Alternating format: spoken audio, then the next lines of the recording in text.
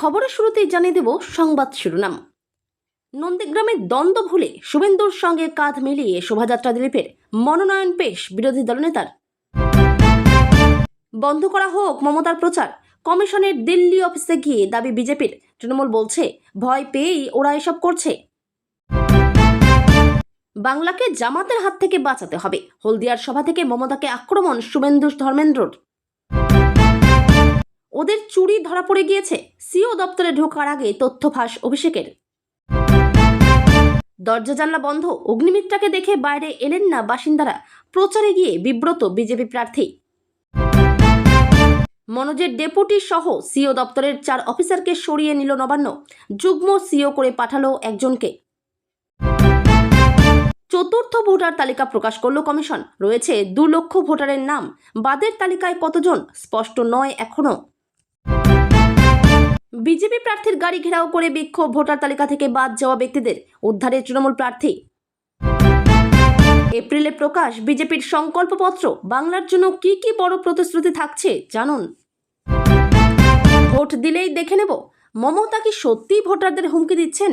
কমিশনের দরবারে বিস্ফোরক বিজেপি।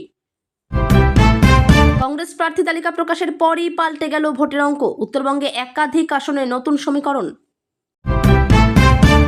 আর কিছুক্ষণ তারপরেই 7 জেলা কাঁপাতে আসছে প্রবল ঝড় বৃষ্টি, কোন কোন জেলায় দুর্যোগের চোখরাঙানি। পক্ষপাত মানেই জেল, আরপি অ্যাক্টে বুঝিয়ে সরকারি কর্মীদের কড়া বার্তা দিল নির্বাচন কমিশন। একদিনে 267 জন আধিকারিক বদল, কমিশনের বিরোধিতায় ফের হাইকোর্টে তৃণমূল। আরজি করে শিউরে ওঠা দুর্ঘটনা, অল্পের জন্য রক্ষা পেলেন ছাত্রী, কাঠগড়ায় প্রশাসন। বিধায়ক পদ থেকে ইস্তফা, বহরমপুরে অধীর জিতুক চাইছেন হুমায়ুন। তড়িৎ তোপদারের কাছে রাজেশ কুমার ও অর্জুন সিং, রাজনৈতিক জল্পনা তুঙ্গে। দিলীপ ঘোষ মুখ খুলেছে মানেই উইকেট পড়বে, খড়গপুরে হুঙ্কার বিজেপি প্রার্থীর। কাল থেকে টানা ছুটি ব্যাংকে, এপ্রিলে হাতে আসবে বকেয়া ডিএ, জানুন নবান্নের নয়া নির্দেশিকা। মমতাকে প্রচার থেকে সরাতে নির্বাচন কমিশনের দ্বারস্থ বিজেপি, পাল্টা দিল তৃণমূল। মিমের সঙ্গে জোট হুমায়ুনের, ফায়দা হবে বিজেপির, কি উঠে এলো ঘণ্টাখানেক সঙ্গে সুমনের পোলে। জাতীয় সড়কে পুলিশের মেগা অপারেশন, যুবকের ব্যাগে মিলল মারণাস্ত্রের ভান্ডার। এখনো কেউ কেউ যুবসাথী পাননি কেন, কবে পাবেন, কি হবে বড় ঘোষণা মমতার। ভবানীপুরে পরিবর্তনের ডাক, 2 এপ্রিল মনোনয়ন জমা শুভেন্দুর, পাশে থাকতে পারেন স্বরাষ্ট্রমন্ত্রী অমিত শাহ। অভিষেকের হাত ধরে তৃণমূলে যোগ JLKM এর 2 শীর্ষ নেতা, ঝালদায় বাড়ল শক্তি। বিরিয়ানিতে চিকেন লেগ পিস নেই, বিয়েবাড়িতে মারামারি, চেয়ার ছোড়াছুড়ি, দেখুন ভিডিও। চোপড়ায় গণতন্ত্রের রক্তাভিষেক, পুলিশের সামনেই বিজেপি নেতার মাথা ফাটানোর অভিযোগ তৃণমূলের বিরুদ্ধে। ইডির ম্যারাথন জেরার মুখে দেবাশিস কুমার, বেসরকারি সংস্থার জমি কেনায় কি জড়িয়ে বিধায়ক, অস্বস্তিতে ঘাসফুল শিবির।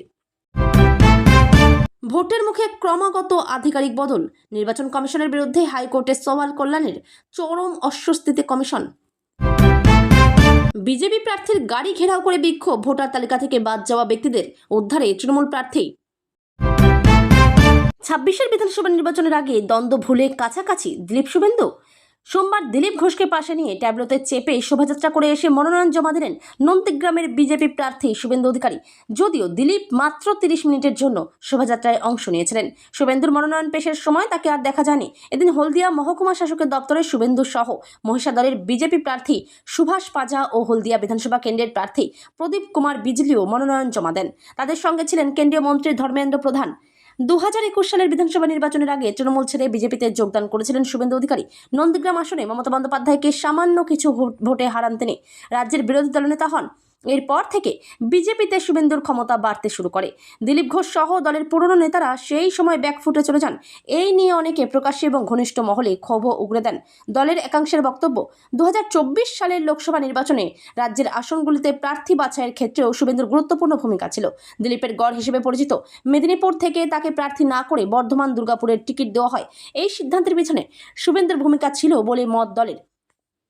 বর্ধমান দুর্গাপুরে তৃণমূলের প্রার্থী কীর্তি আজাদের কাছে বিপুল ভোটে পরাজিত হন দিলীপ। এরপর থেকে রাজনীতিতে তিনি খুব একটা সক্রিয় ছিলেন না। দীঘায় জগন্নাথ মন্দিরের উদ্বোধনী অনুষ্ঠানে গিয়েও বিতর্কে জড়িয়েছিলেন তিনি। বিজেপিতে শুভেন্দুকে গুরুত্ব দেওয়া নিয়ে ঘনিষ্ঠ মহলে বিস্ফোরক মন্তব্য করেছিলেন। ২৬শে নির্বাচনের আগে ফের স্বমহিমায় দেখা যাচ্ছে দিলীপকে। তাকে খড়গপুর সদর থেকে প্রার্থী করেছে পদ্মশিবির। প্রচারে নেমে ফের তিনি পুরনো ছন্দে ফিরতে শুরু করেছেন। এরই মধ্যে বঙ্গ বিজেপির দুই শীর্ষ নেতার মধ্যে দ্বন্দ্ব মেটাতে নেমেছে দিল্লি নেতৃত্ব। এর আগে আসরে নেমেছিলেন কেন্দ্রীয় স্বরাষ্ট্রমন্ত্রী অমিত শাহ। এবার ২৬শে নির্বাচনের আগে বিরোধ ভুলে ফের কাছাকাছি দেখা গেল দিলীপ ঘোষ ও শুভেন্দু অধিকারীকে। সোমবার সকালে দিল্লির নির্বাচন সদনে গিয়ে মমতা বন্দ্যোপাধ্যায়ের বিরুদ্ধে অভিযোগ জানায় বিজেপি। তারা নির্বাচনী প্রচার বন্ধ করানোর আর্জি জানান সুকান্ত মজুমদারেরা। দিল্লিতে নির্বাচন সদনের বাইরে পীযূষ গোয়েল, কিরেন রিজিজু এবং সুকান্ত মজুমদার তৃণমূল নেত্রী মমতা বন্দ্যোপাধ্যায়ের প্রচার বন্ধ করার দাবি তুলল বিজেপি। সোমবার দিল্লিতে জাতীয় নির্বাচন কমিশনের দপ্তরে গিয়ে এই দাবি তোলেন সুকান্ত মজুমদারেরা। তাদের অভিযোগ, তৃণমূল নেত্রী তথা মুখ্যমন্ত্রী ভোটারদের ভয় দেখাচ্ছেন। অন্যদিকে তৃণমূলের পাল্টা খোঁচা, ভয় পেয়েই এসব করছে বিজেপি। রাজ্যের শাসক দলের বক্তব্য, খেলা শুরুর আগেই হেরে বসে আছে বিজেপি। সোমবার সকালে দিল্লির নির্বাচন সদনে গিয়ে কমিশনের কর্তাদের সঙ্গে দেখা করে বিজেপির প্রতিনিধি দল। সেখানে সুকান্তের সঙ্গে ছিলেন কিরেন রিজিজু এবং পীযূষ গোয়েলের মতো কেন্দ্রীয় নেতারাও। কমিশনের অফিস থেকে বেরিয়ে সুকান্তেরা জানান, তারা মোট ৬ দফা দাবি কমিশনের কাছে তুলে ধরেছেন। এর মধ্যে অন্যতম হল মমতার প্রচার বন্ধ করা। তৃণমূল নেত্রীর বিরুদ্ধে ভারতীয় ন্যায় সংহিতা অনুযায়ী উপযুক্ত ব্যবস্থা নেওয়ার আবেদন জানিয়েছে বিজেপির প্রতিনিধি দল। কারণ মমতা বন্দ্যোপাধ্যায় ভোটারদের ভয় দেখাচ্ছেন বলে মনে করছেন তারা। ভোটারদের জীবনহানির হুমকিও দেওয়া হয়েছে বলে অভিযোগ তোলেন সুকান্ত। কেন্দ্রীয় শিক্ষা প্রতিমন্ত্রী তথা বালুরঘাটের সাংসদ সুকান্ত বলেন, মমতা বন্দ্যোপাধ্যায় হারের ভয়ে যেভাবে মরিয়া হয়ে গিয়েছেন, তাতে তিনি ভোটারদের ভয় দেখানোর জায়গায় চলে যাচ্ছেন। পশ্চিমবঙ্গের বর্তমান পরিস্থিতির বিস্তৃত বিবরণও তারা কমিশনের কাছে তুলে ধরেছেন বলে জানান সুকান্ত। তিনি বলেন, আমি শুধু একটা ঘটনা উল্লেখ করছি, ভারতে এটি বিরলতম ঘটনা। একজন সিটিং চিফ মিনিস্টার বলছেন, যারা বিজেপিকে ভোট দেবেন তাদের ভোটের পরে তাদের বাড়ির বাইরে প্ল্যাকার্ড লাগাতে হবে যে তিনি বিজেপি করেন না। এই মন্তব্যের ব্যাখ্যা করতে গিয়ে সুকান্তের দাবি, এমন অশান্তির পরিস্থিতি তৈরি করা হবে যাতে সকলকে বাড়ির সামনে ঘোষণাপত্র দিতে হয় যে তারা বিজেপির সঙ্গে যুক্ত নন, বিজেপিকে তারা সমর্থনও করেন না। সুকান্তের অভিযোগ, মমতা এই ধরনের পরিস্থিতি তৈরি করার চেষ্টা করছেন। তিনি বলেন, প্রত্যেক ভোটারকে ভয় দেখানো হচ্ছে নিয়মিত। বলা হচ্ছে যে ইলেকশন কমিশন তো কদিনের জন্য আমরাই থাকব। হারের ভয়ে মমতা বন্দ্যোপাধ্যায় এই ধরনের উপায়ে বাংলার মানুষকে ভয় দেখানোর চেষ্টা করছেন। সপ্তাহের প্রথম দিনেই হলদিয়ায় বিজয় সংকল্প সভা থেকে সরাসরি মমতা বন্দ্যোপাধ্যায়কে আক্রমণ করেছেন বিরোধী দলনেতা শুভেন্দু অধিকারী। তার দাবি, নন্দীগ্রামের পাশাপাশি এবার ভবানীপুরেও মুখ্যমন্ত্রীকে হারাবেন তিনি। তার আহ্বান, বাংলাকে জামাতের হাত থেকে বাঁচাতে হবে, পশ্চিমবঙ্গকে বাংলাদেশ হতে দেওয়া যাবে না। কেন্দ্রীয় মন্ত্রী ধর্মেন্দ্র প্রধান বলেন, আসন্ন নির্বাচনে মমতা বন্দ্যোপাধ্যায়ের হাতে কোনো ইস্যু নেই, সেই কারণে খাবার নিয়ে রাজনীতি করছেন তিনি। সোমবার হলদিয়ায় মনোনয়নপত্র কেন্দ্রীয় মন্ত্রী ধর্মেন্দ্র প্রধান বলেন, আসন্ন নির্বাচনে মমতা বন্দ্যোপাধ্যায়ের হাতে কোনো ইস্যু নেই, সেই কারণেই খাবার নিয়ে রাজনীতি করছেন তিনি। সোমবার হলদিয়ায় মনোনয়নপত্র জমা দেওয়ার আগে সভা থেকে তৃণমূলকে হারানোর ডাক দিয়েছেন তিনি। তৃণমূলকে হুঁশিয়ারি দিয়ে তিনি বলেন, লড়াইয়ের ময়দানে দেখা হবে। তিনি বলেন, হলদিয়া সাব ডিভিশনে গতবার ২-১ ফল হয়েছিল। আজ আমরা সবাইকে কথা দিচ্ছি, এবার ৩-০ করব। তার দাবি, সব বুথে ৫০০ ভোটের লিড থাকবে। শুভেন্দু অধিকারীর দাবি, পশ্চিমবঙ্গকে বাংলাদেশ হতে দেওয়া যাবে না, জামাতিদের হাতে যেতে দেব না। মানুষ জেগেছে, বাংলাকে বাঁচাতে হবে। ২০২৬ সালের নির্বাচনে তৃণমূলকে বিসর্জন দেওয়ার ডাক দিয়ে শুভেন্দু বলেন, মে মাসের ৪ তারিখে পশ্চিমবঙ্গে বিজেপি সরকার হবে। তিনি চ্যালেঞ্জ ছুড়ে দেন মমতা বন্দ্যোপাধ্যায়কে। তার দাবি, নন্দীগ্রামের মতো মমতা ব্যানার্জি ভবানীপুরেও হারছেন। এই সভা থেকে ধর্মেন্দ্র প্রধান বলেন, বাংলাকে জামাতের হাত থেকে বাঁচাতে হবে, সেটার জন্য শুভেন্দুর হাত শক্ত করতে হবে। এবার মমতাদের কাছে কোনো ইস্যু নেই।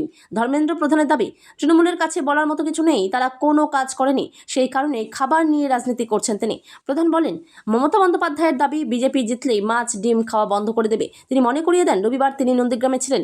বিজেপি নেতা হয়েও সেখানে তিনি মাছ খেয়েছেন এবং তিনি মাছ ও ডিম দুটি খান। তার অভিযোগ, তিনি মানুষের জন্য কোনো কাজ করেননি। হেরে যাওয়ার ভয়েই বিজেপি প্রসঙ্গে মমতা বন্দ্যোপাধ্যায় মিথ্যা কথা বলছেন। এখানেই না থেমে চাকরি এবং মহিলাদের নিরাপত্তা নিয়েও প্রশ্ন তোলেন তিনি। প্রধানের দাবি, বাংলায় চাকরি চাই, মহিলাদের সুরক্ষা চাই।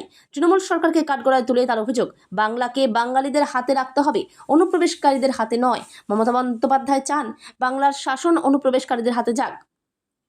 অভিষেক বন্দ্যোপাধ্যায়কেও আক্রমণ করতে ছাড়েননি তিনি। পারিবারিক রাজনীতির দিকে আঙুল তুলে তিনি বলেন, মমতা শুধু ভাইপোর জন্য চাকরি খুঁজেছেন, শুভেন্দু অধিকারী রাজ্যের সকল মানুষের জন্য চাকরি খুঁজবেন। পুরুলিয়ার বাঘমুন্ডিতে সভা করতে গিয়েছিলেন তৃণমূল কংগ্রেসের সর্বভারতীয় সাধারণ সম্পাদক অভিষেক বন্দ্যোপাধ্যায়। আর সেখান থেকেই ফিরেন সোজা গেলেন মুখ্য নির্বাচনী আধিকারিকের অফিসে। আর তারপরেই এক্সপোর্টে ঝড় তুললেন তৃণমূল কংগ্রেসের সর্বভারতীয় সাধারণ সম্পাদক অভিষেক বন্দ্যোপাধ্যায়। আর সেখানে তুলে ধরা হয়, আমরা বর্তমানে যা প্রত্যক্ষ করছি তা অত্যন্ত উদ্বেগজনক। বাংলার জনগণের গণতান্ত্রিক অধিকারে হস্তক্ষেপ করার একটি সুপরিকল্পিত প্রচেষ্টার ক্রমবর্ধমান লক্ষণ দেখা যাচ্ছে, যার কেন্দ্রবিন্দুতে রয়েছে বিজেপি। আর নির্বাচন কমিশন যেন এই বিষয়ে চোখ ফিরিয়ে রেখেছে। এদিকে প্রচার সেরে সেখান থেকে বেরিয়ে পড়েন ডায়মন্ড হারবারের সাংসদ। আজ সোমবার বিকেলে রাজ্যের মুখ্য নির্বাচনী আধিকারিকের অফিসে যান তৃণমূল কংগ্রেসের সাধারণ সম্পাদক অভিষেক বন্দ্যোপাধ্যায়। সিও অফিসে প্রবেশের সময় সাংবাদিকদের মুখোমুখি হয়ে বলেন, মানুষের অধিকার রয়েছে তাদের ভোটের কি হচ্ছে তা জানার। এটি কোনো তুচ্ছ বিষয় নয়, বরং এটি অবাধ ও সুষ্ঠু নির্বাচনের একেবারে মূল মর্মের সঙ্গে জড়িত। ফর্ম 6 দিয়ে বহিরাগতদের নাম ঢোকানো হয়েছে, যা সিওর অফিসে জমা হয়ে রয়েছে। ওদের চুরি ধরা পড়ে গিয়েছে, সেই ভিডিও এসে গিয়েছে। এভাবেই ওরা দিল্লি, বিহার, মহারাষ্ট্র জিতেছে। অন্যদিকে এসআইআর-এর খসড়া তালিকায় বাদ পড়েছিল 58 লক্ষের নাম। তারপর আনম্যাপড লজিক্যাল ডিসক্রিপেন্সি নামক টোটকা সামনে নিয়ে আসে নির্বাচন কমিশন। আর অভিষেকের অভিযোগ, আমরা বেশ কয়েকটি জেলা থেকে নির্ভরযোগ্য রিপোর্ট পাচ্ছি যে বিপুল সংখ্যক ফর্ম 6 আবেদন অত্যন্ত সন্দেহজনকভাবে জমা দেওয়া হচ্ছে। এগুলি কোনো সাধারণ বা রুটিন সংযোজন নয়। এই বিষয়ে গভীর উদ্বেগ রয়েছে। এই তালিকাভুক্ত নামগুলির অনেকের সঙ্গেই এমন সব ব্যক্তির যোগসূত্র থাকতে পারে যাদের বাংলার সঙ্গে আদতে কোনো সম্পর্কই নেই। এমন মানুষ যারা এখানে বসবাস করেন না, এখানে কাজ করেন না এবং এই রাজ্যের সঙ্গে যাদের কোনো যোগ নেই।